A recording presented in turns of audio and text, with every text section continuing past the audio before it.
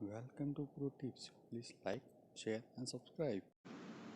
फौज वाला ट्रेड 3600 का पुट 100 के लेवल्स पर आपको दिया था ये कॉल, और अब 135 136 के लेवल्स को छू चुका है, तो वहां पर आप प्रॉफिट बांध कर जाएं प्लीज। 3600 की पुट है तो लेकर आइएगा डायरेक्टर साहब। उस ट्रेड को भी मैप करते हैं, दिखाते हैं दर्शकों को किस तरह से एक्शन देखने को मिला है इस सौदे में। लेकिन फोकस रहेगा आपके लिए अब अदानी पोर्ट पर। अदानी पोर्ट में हमने देखा निचले लेवल से थोड़ा सा पिकअप देखने को मिला था, लेकिन कुल मिलाकर अभी भी 3% नीचे है वो ट्रेड।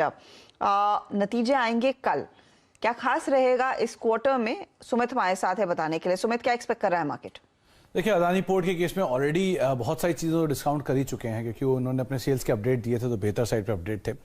लेकिन Q4 के नंबर्स में जो वॉल्यूम का ट्रेंड है वो थोड़ा ट्रेजेक्ट्री लोअर साइड पे जा रही है पिछले 3 तिमाही से।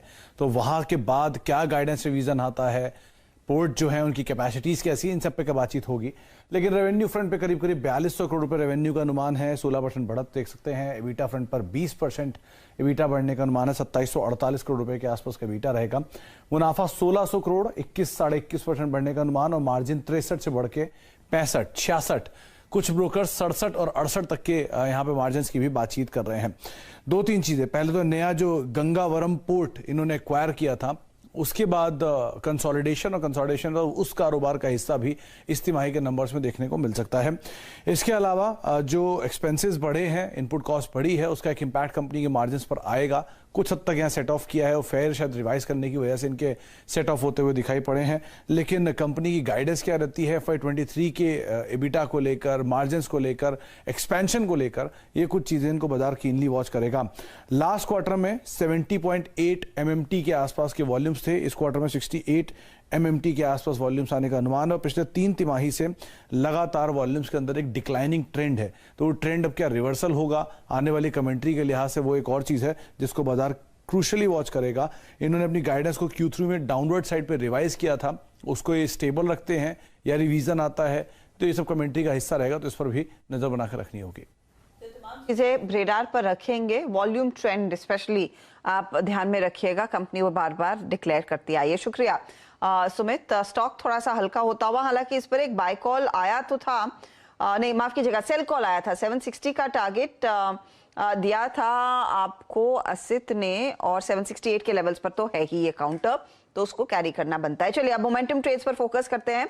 श्रीकांत चौहान, बताइए, कूल ऑफ करता हुआ मार्केट, स्पेशली निफ्टी 16250 के आसपास टिकता हुआ दिखाई दे रहा है, इस समय आप क्या ट्रेड लेंगे? देखिए, मार्केट वापस एक बार 16200 के रेंज के करीब जा रहा है, और अगर इस बार ये 16200 के लेवल्स को तोड़ता है तो वापस एक कम लोअर लेवल्स देख सकते हैं।